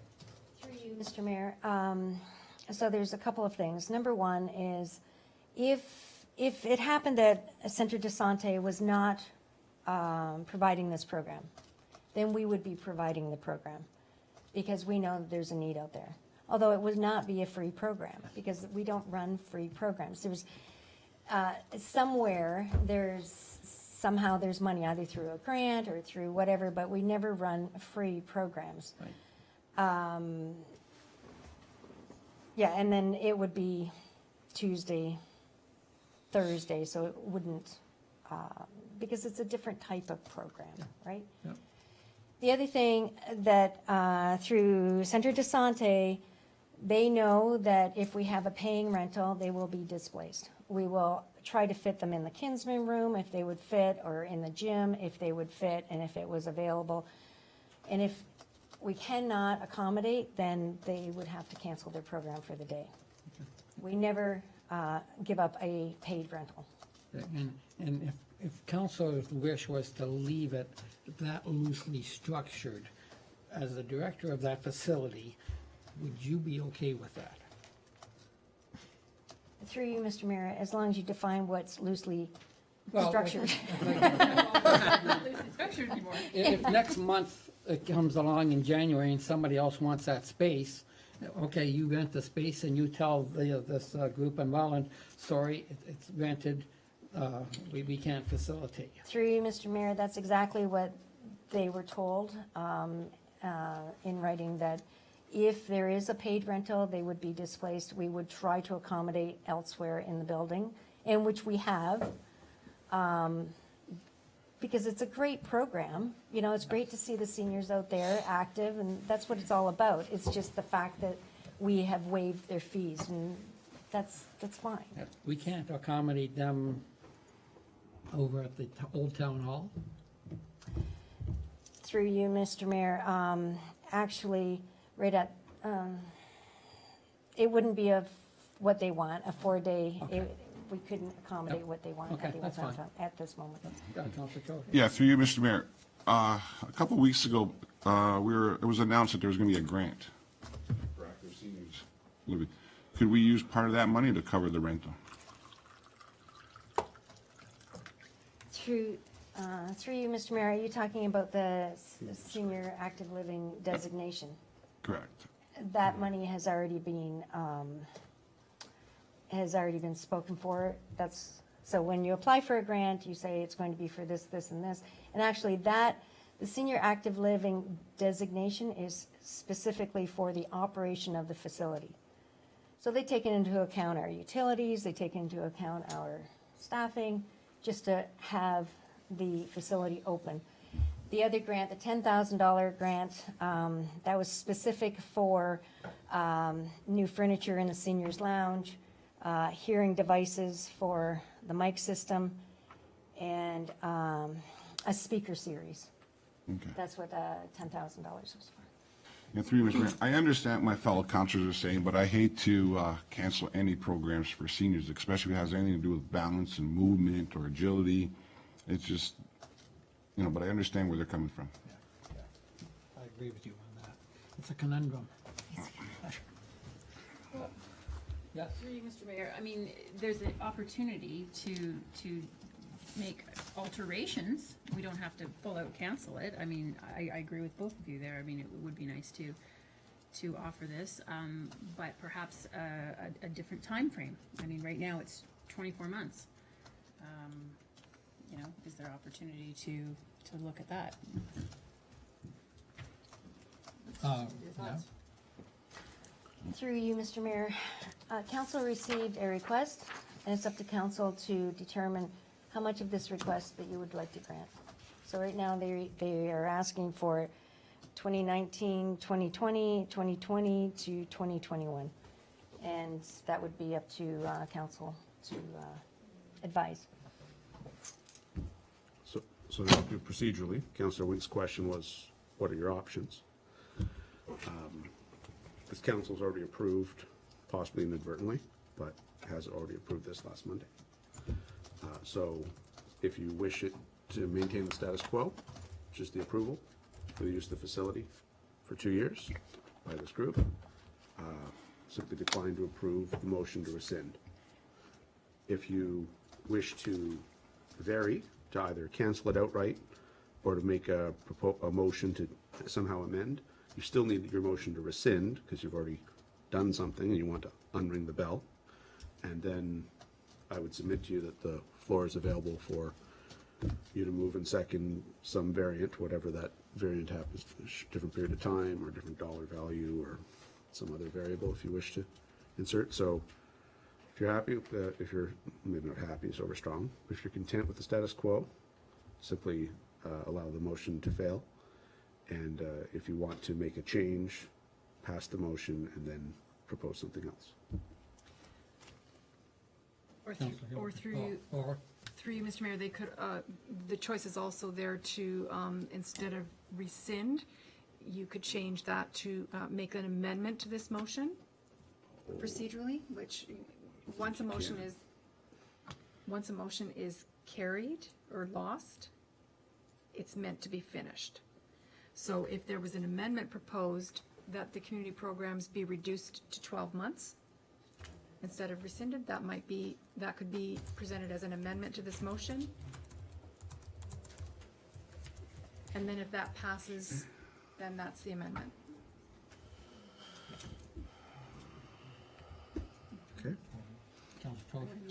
Yeah, through you, Mr. Mayor. This question would be to the Director of Recreation. If it were to stay status quo, and there is a paid event next week, would we still continue to displace them and just say, hey, it's booked this day, and you can't come? I'm just saying, can we do this for 2 years?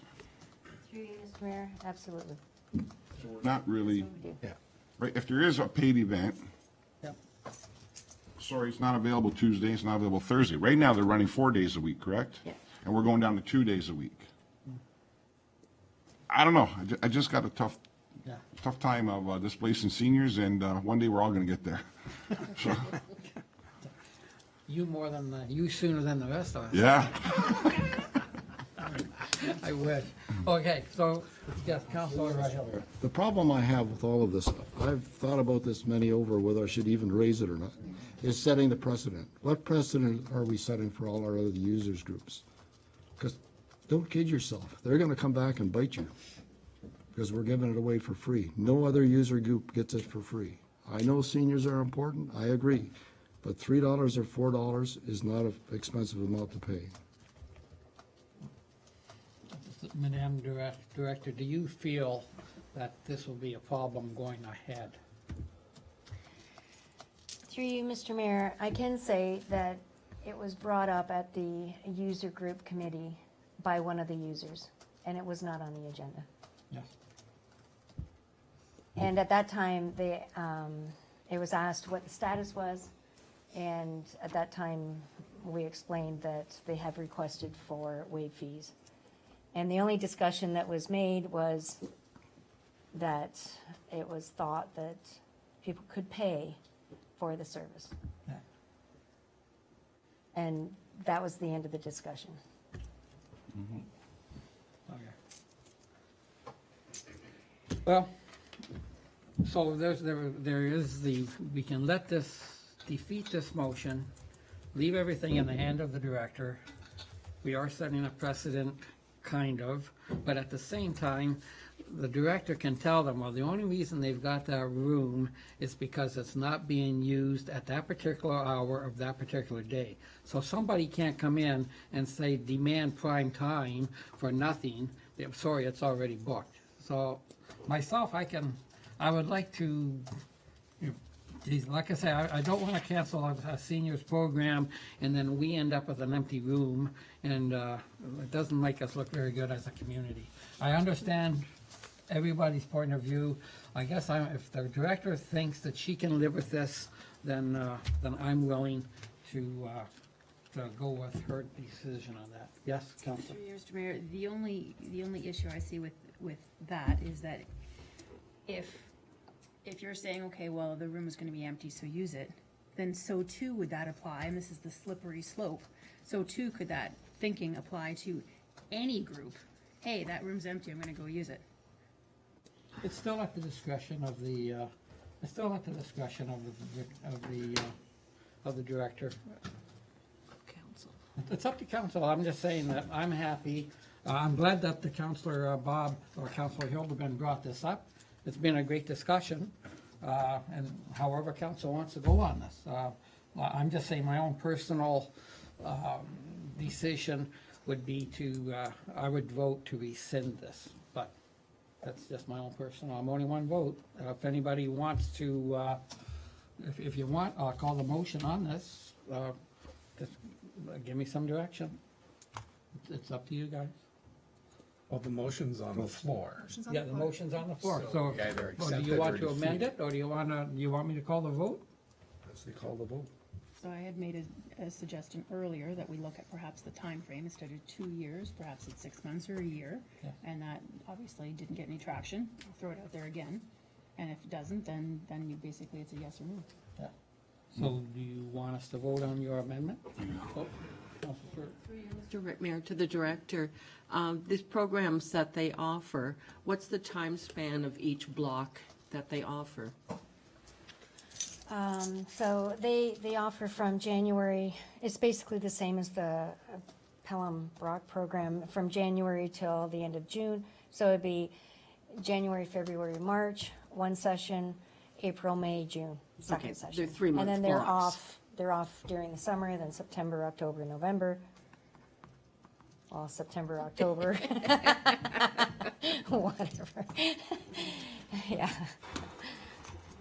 We possibly amend it so that they would have to apply, like after they run, say, two blocks. So say 2 3-month blocks, and then ask again for the next time, depending on how our bookings are going, so that we're not constantly bouncing them around. That way, you know, if we do have a solid booking, we could just say, sorry, we're done. Madam Director? Through you, Mr. Mayor, basically, yes, we could do that. What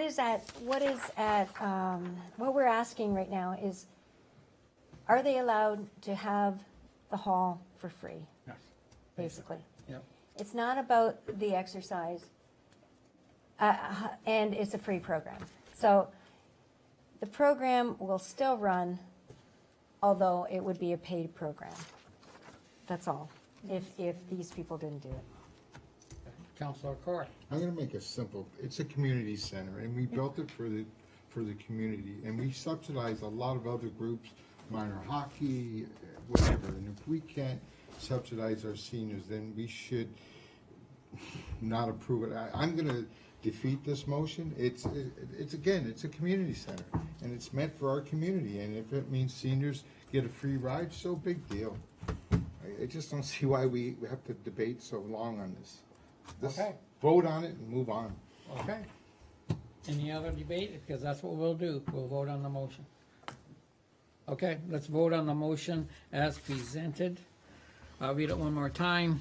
That resolution number 9.4.1, adopted at the November 18th, 2019 regular meeting of council, being a motion to approve waiving the $5,000 annual renter space fee for the 2019, 2020, and 2020-21 Community Health Center Stay Fit and Keeping Balance community programs be rescinded, and that staff be directed to advise the CNC forthwith. So if you vote for the motion, you are voting for it to rescind. If you vote against it, then you are voting for the status quo to remain the same. So I'll call the vote. All those for the motion? Okay, and all those against the motion? Okay, motion is defeated. Lost is the correct term. Okay, excellent. The seniors will have their exercise. Motion put forward by you. Before you do that, Yep. if there's a request to lift any. Yes, so here we are at the consent agenda items for separate consideration. So we have a motion by Councillor Trophy, seconded by Councillor Core. Are there any items Oh, council I guess, wants? first of all, we gotta ask if you wanna lift any. So any of the tens, is there any consent agenda that a councillor would like to lift and discuss on a separate item? Okay. Okay, so now you can present this. Okay. So now I read this. What? So Yep. you have been reading council's request, you've just been reading the first part there. Okay, so again, motion put forward by Councilor Trophy, seconded by Councilor Core. Be it resolved that the consent agenda items as listed on the December 2nd, 2019 council agenda be received and the recommendations contained therein be approved. And I used to read these, but I don't read them anymore. So, without any further discussion on these, if not, I'll call the question. All those in favor? All those against? Opposed? Okay, motion carries. Thank you.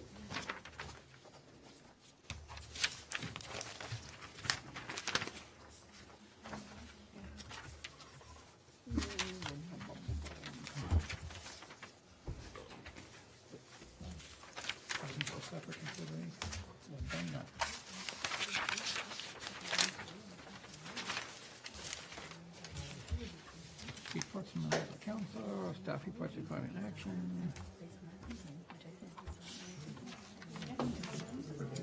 There is item 12.2.1.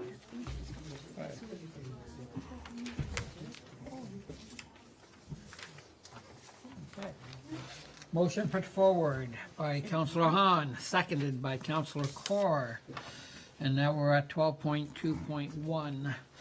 Be it resolved that council receive report number 2019-0141, and council approve the allocation of the additional growth revenue to fund the increase to the Gypsy Moth expenditure net of the library budget reduction and an increase to the roads reserve and to a contingency fund.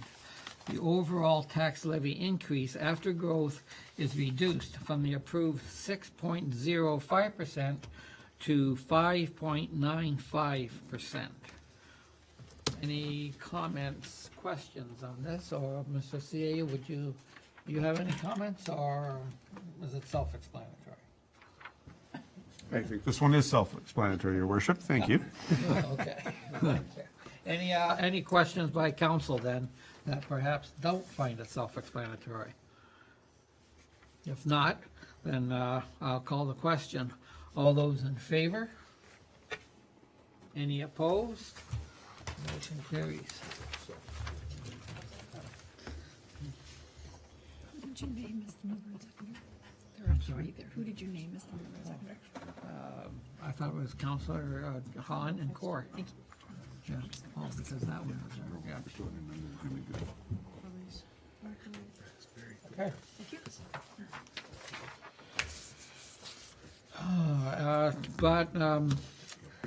Councillor Hildebrand, seconded by Councillor Wink, brings forth this motion.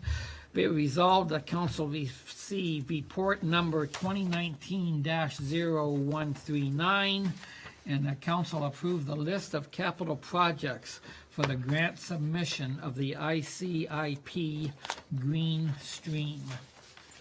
Any questions or debate on this motion?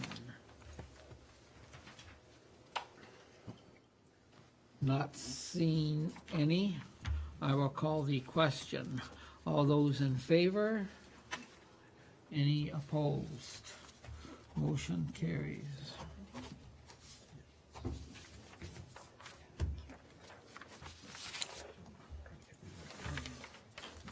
Motion put forward by Councillor Hildebrand, seconded by Councillor Corr. Be it resolved that the following bylaw be read a first, second, and third time and passed, being a bylaw number 4178/2019, to adopt, ratify, and confirm the proceedings of council of the town of Pelham at its regular meeting held on the second day of December 2019. Any discussion? All those in favor? Any opposed? Motion carries.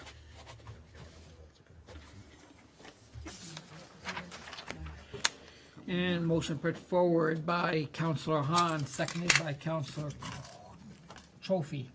Be it resolved that this regular meeting of council be adjourned until the next regular meeting scheduled for December 16th, 2019 at 5:30 p.m.